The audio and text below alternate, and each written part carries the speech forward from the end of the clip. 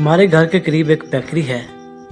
अक्सर शाम के वक्त काम से वापसी पर मैं वहाँ से सुबह नाश्ते के लिए कुछ सामान लेके घर जाता हूँ। आज जब सामान लेके बेकरी से बाहर निकल रहा था कि हमारे पड़ोसी इरफान भाई मिल गए। वो भी बेकरी से बाहर आ रहे थे। मैंने सलाम दुआ की और पूछा कि क्या ले लिया है इरफान भाई। कहने लगे कुछ नहीं नीफ भाई, वो चिकन पैटिस थे और जलेबियाँ थी बेगम और बच्चों के लिए। मैंने हंसते हुए कहा क्यों, क्या आज भाभी ने खाना नहीं पकाया।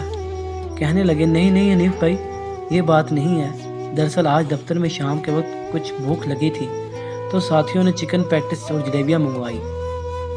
मैंने वहाँ खाए थे तो सोचा बेचारी घर में जो बैठी है वो कहाँ खाने जाएगी, इसके लिए भी ले लूँ। ये तो मुनासिब ना हुआ कि मैं खुद तो आपस में जिस चीज़ का दिल चाहे वो खा लूँ और बीवी बच्चों से कहूँ कि वो जो घर में पके सिर्फ वही खाएं। मैं हैरत से इनका मुंह तकने लगा क्योंकि मैंने आज तक इस अंदाज से ना सोचा था। मैंने कहा इसमें हर्ज क्या है इरफान भाई, अगर आप दफ्तर में कुछ खाते हैं तो भाई भाभी और बच्चों को घर में जिस चीज़ का दिल हो खाते होंगे। वो कहने लगे नहीं नहीं नहीं भाई, वो बेचारी तो इतनी सी चीज़ भी होती है मेरे लिए अलग रखती है। यहाँ तक कि अड़ोस पड़ोस से भी अगर कोई किसी के घर से कोई चीज़ आती है तो इसमें पहले मेरा हिस्सा रखती है, बाद में बच्चों को देती है।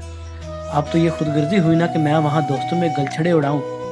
मैंने हैरत से कहा गलछड़े उड़ाऊँ, ये चिकन पैटिस जलेबियाँ ये गलछड़े उड़ाना है इरफान भाई, इतनी मामूली सी चीज़ें।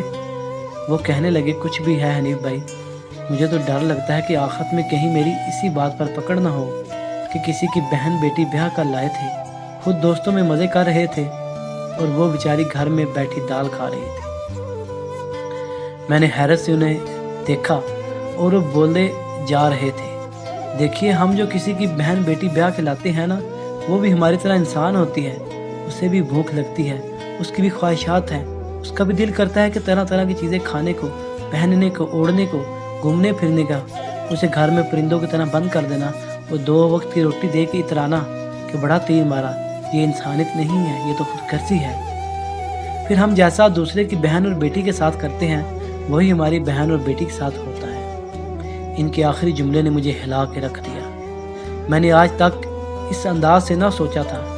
मैंने कहा आफरीन है इरफान भाई, आपने मुझे सोचने का एक नया जाविया दिया। मैं वापस पलटा तो वो बोले आप कहाँ जा रहे हैं। मैंने कहा आइसक्रीम लेने। वो आज दोपहर में आपस में आइसक्रीम खाई थी। अबू मसूद अल बदरी रज़ी अल्लाह तआला अन्हु बयान करते हैं कि नबी करीम सल्लल्लाहु अलैहि वसल्लम ने फरमाया जब आदमी अपने घर वालों पर सवाब की नीयत से खर्च करे तो ये उसके लिए सदका बन जाता है।